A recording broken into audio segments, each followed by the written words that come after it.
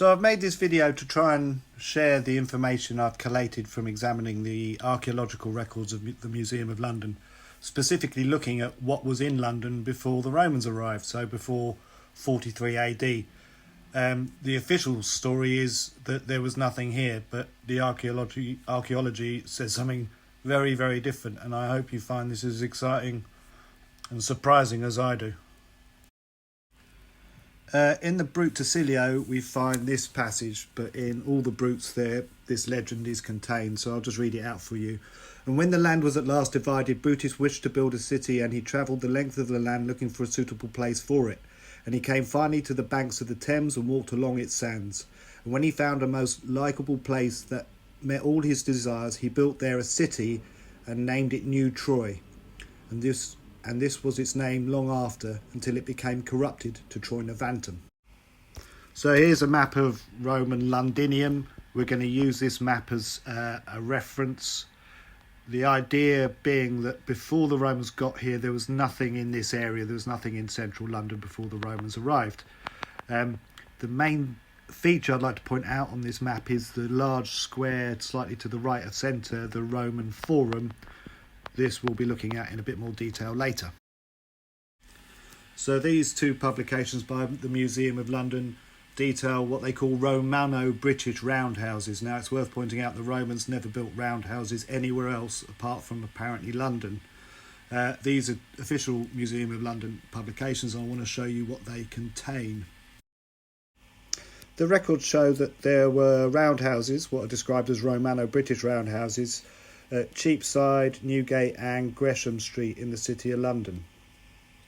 It should be noted here that these finds are all relatively recent, because up until the 1960s, once the Museum of London archaeologists found the Roman layer, they were instructed to go no deeper. So it was impossible for the Museum of London to find anything about beneath the Roman level because they never looked. This changed in the 1960s, and as a result, finds like this have more recently been found. These are roundhouses in London. This is a map of the roundhouses found at Gresham Street. The official explanation is that these roundhouses were built beginning in 43 AD when the Romans arrived, and were destroyed in the Boudica rebellion of 60. So they had a shelf life of 17 years. 17 years is meant to be the duration of this site. Our roundhouses had a shelf life of roughly 20 years, maybe a bit more, maybe a bit less.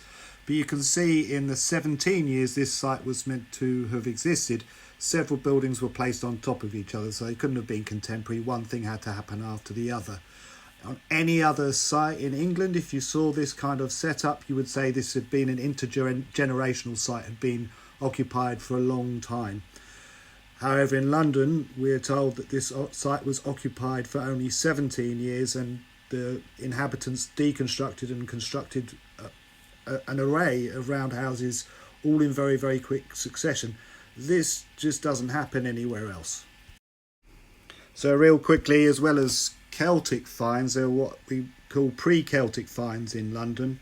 Specifically, there is a dump of pottery in Shoreditch, just north of the Roman wall, that dates back to 3600 BC, clearly indicating the area was occupied long millennia before the Romans arrived.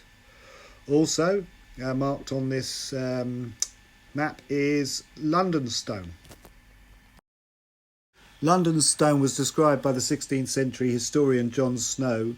It was pitched upright, fixed in the ground very deep, and otherwise so strongly set that if carts do run against it through negligence, the wheels be broken and the stone itself unshaken. It was a very, very sturdy bit of masonry. Now, in the Middle Ages, the Worshipful Company of Masons had a look at it and described the stone as undressed.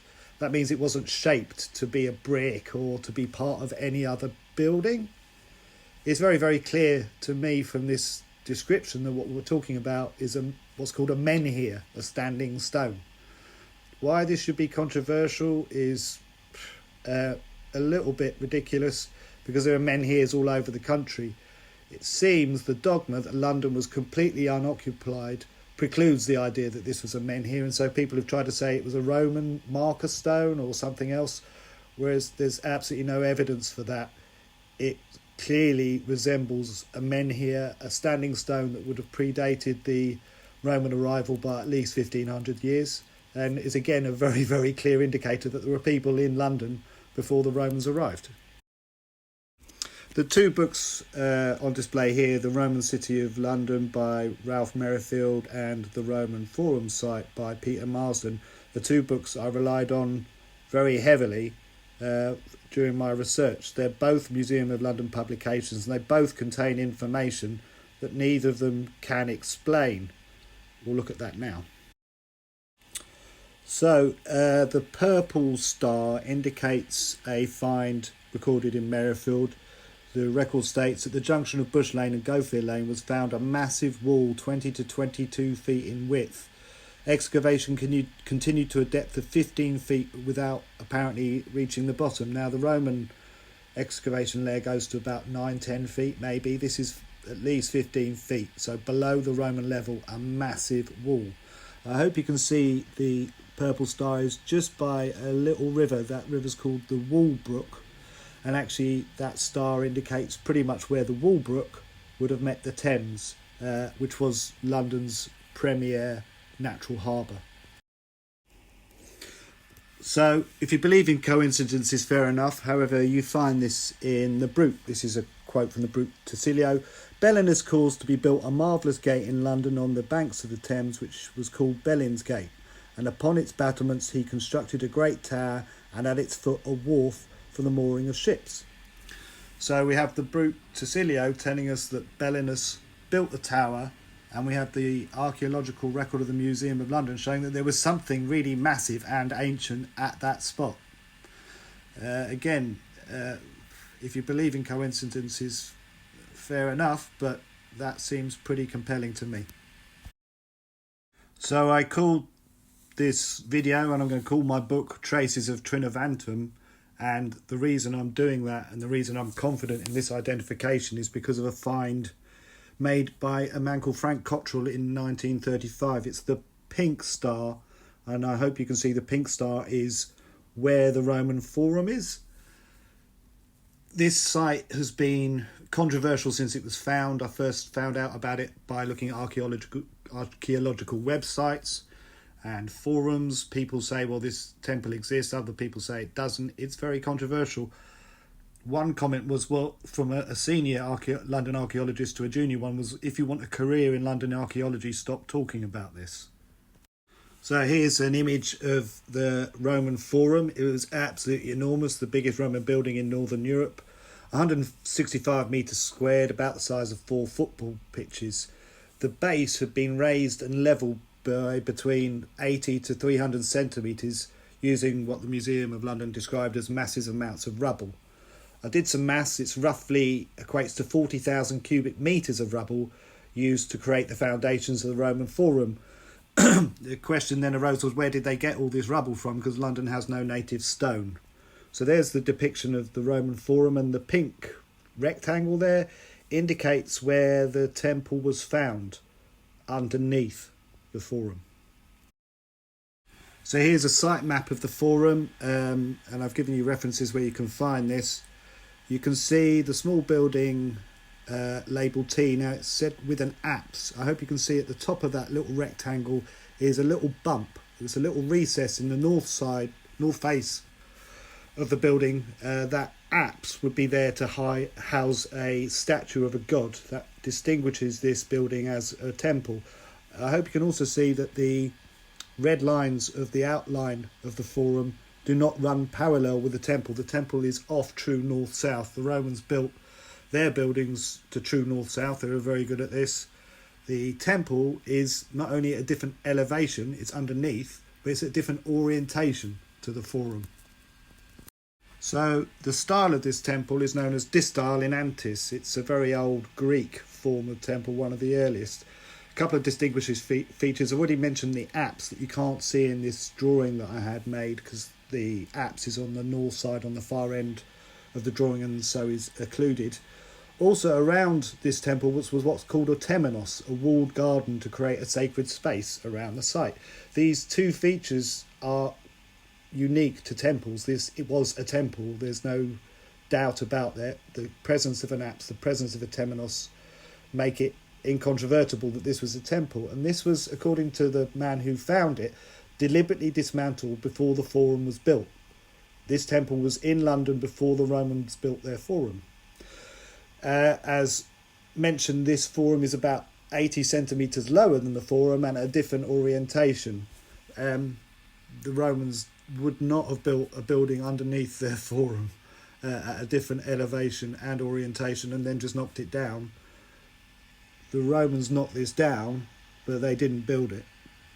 So this temple is located at Cornhill in London, and surrounding it there have been lots of other finds. So I'm going to just read you directly from page 17 of Marsden's book. There nevertheless remains a small number of poorly described and dated walls which, though suggested to be Roman, do not obviously fit into the reconstruction proposed here.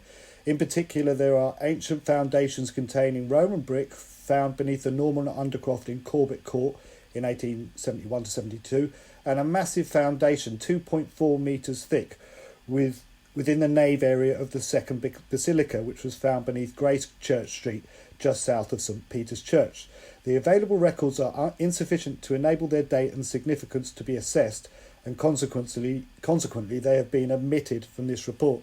So these finds are clearly pre-Roman, they're underneath the Roman construction, and because they don't fit into the Romans built it all narrative, they're just omitted from consideration.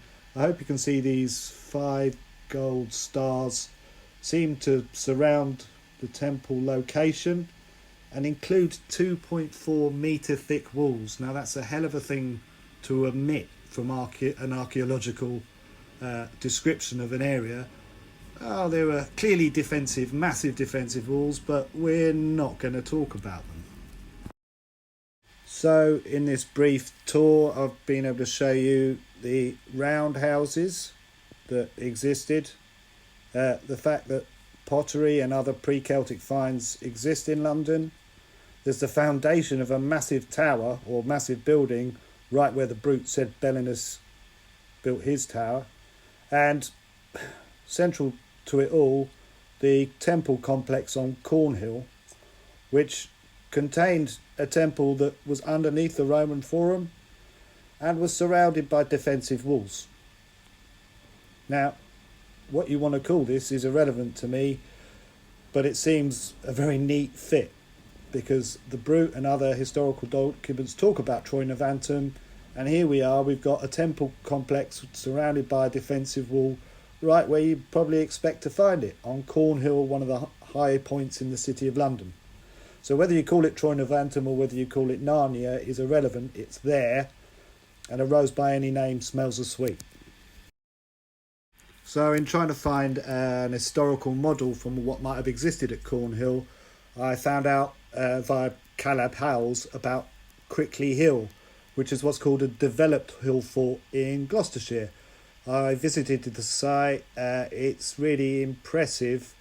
The walls there were up to 6 metres tall and 2.5 metres thick. They had walkways on top of the walls, an elaborate gatehouse you can see on the left, and it was home to a temple, which you can probably see as the building in the right-hand image that sort of stands apart from the walls.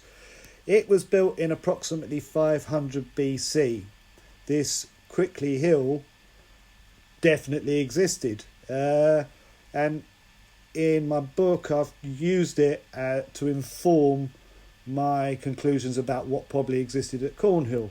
There were, after all, discovered in the archaeological records massive defensive walls surrounding a temple. So we know from the man who found it, the temple was deliberately dismantled. Surrounding defensive walls were probably taken down and used to build the foundations for the forum, which I said earlier used approximately 40,000 cubic metres of rubble. This would explain where the rubble had come from. You might say that's all very speculative. Why would the Romans dismantle a temple and grind it down to the foundations of their forum? Well, because that's exactly what they did in Jerusalem a few years later. So we have a model of how the Romans might have approached, let's say, attacked a religion they were having a lot of difficulty with, like they were with the British. So in Jerusalem, they went to the temple, they dismantled it, and they ground it down and used that material as the foundations of new buildings. And that's what I'm suggesting happened at London. They took the defensive walls down, they took the temple down, and they ground it all down to create the base, the foundation for their massive Roman forum. So that's sort of the end of this little tour of pre-Roman finds in London. I defy anyone to say that this isn't a major revelation. These finds do predate the Romans, are underneath the Romans, and we're not taught about them ever.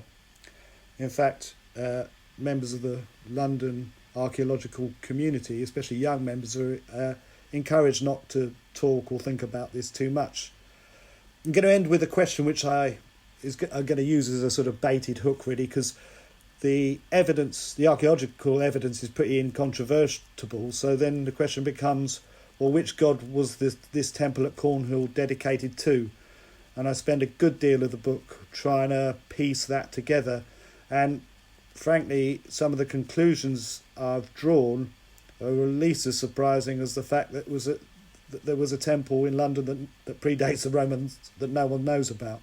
So actually the context for why the Romans invaded, why they dismantled and destroyed what I'll call Troinovantum, is an amazing story that really blew my mind and inspired me to write the book that I'm hoping to get published in the not too distant future. Thanks a lot for listening. Hydwch.